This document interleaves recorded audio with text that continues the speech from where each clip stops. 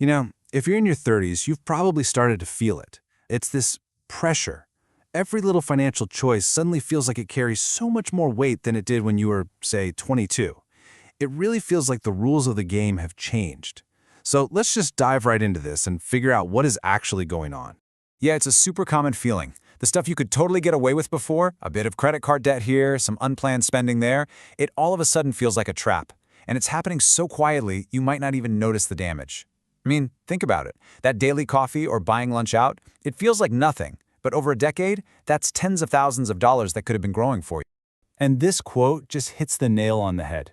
Destroying your wealth isn't this big, dramatic explosion. No, it's a slow leak.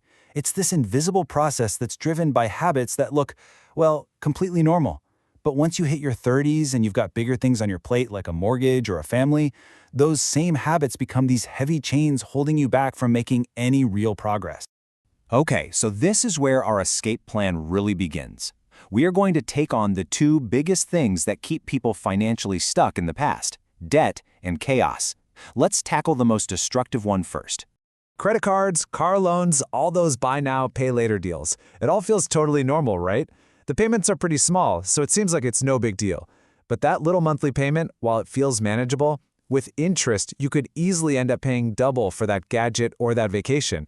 You are literally paying money to walk backward. I really want you to think about this analogy for a second. Imagine you're trying to walk forward, to build your life, but with every single interest payment, you're forced to take a step back.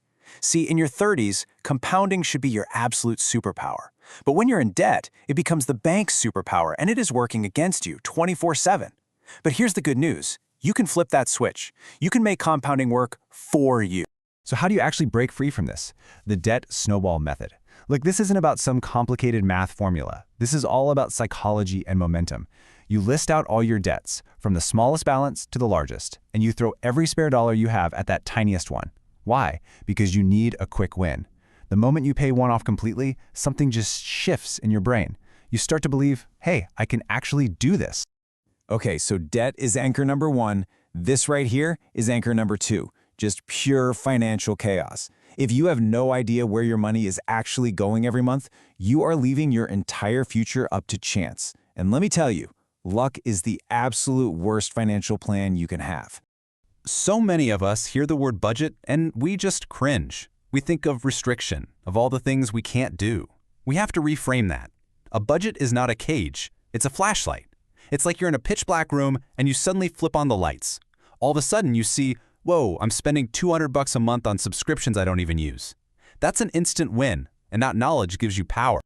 Right, so once you start clearing away the mess from the past, the very next step is to build a fortress to protect your future. This is where we stop playing defense and start building something real. Think about it. In your 20s, an emergency was probably just an inconvenience. But in your 30s, a sudden job loss, a big medical bill, a major car repair, these things aren't just possibilities. They're practically guarantees. The only question is whether you'll be ready when they hit. This fund, this is your shield. It's the one thing that makes sure one bad day doesn't wipe out years of your hard work. Oh man, this is probably one of the most expensive ways to procrastinate ever. Later is such a dangerous word, because every single day you wait, you're not just losing that day, you're losing all the potential growth that day could have created for you. Time is the one thing you can never, ever get back. Just look at the difference here. The person who starts at 30 wins. And it's not because they're smarter or luckier. It's because they gave compound growth its single most important ingredient, a really long runway.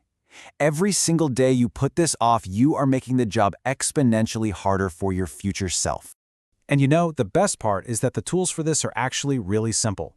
You don't need to be some Wall Street genius. We're talking about basic, boring, and incredibly effective things like your 401k at work, a Roth IRA, and simple, low-cost index funds.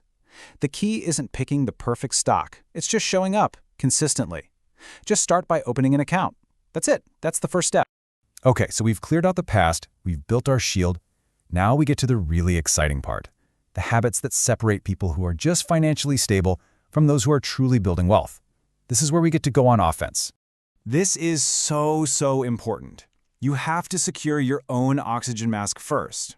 I know it might feel selfish in the moment, but trust me, a financially secure parent is one of the greatest gifts you can ever give your kids. You're saving them from the burden of having to support you when you're older. Build your own foundation first. Only then can you really, truly help others build theirs.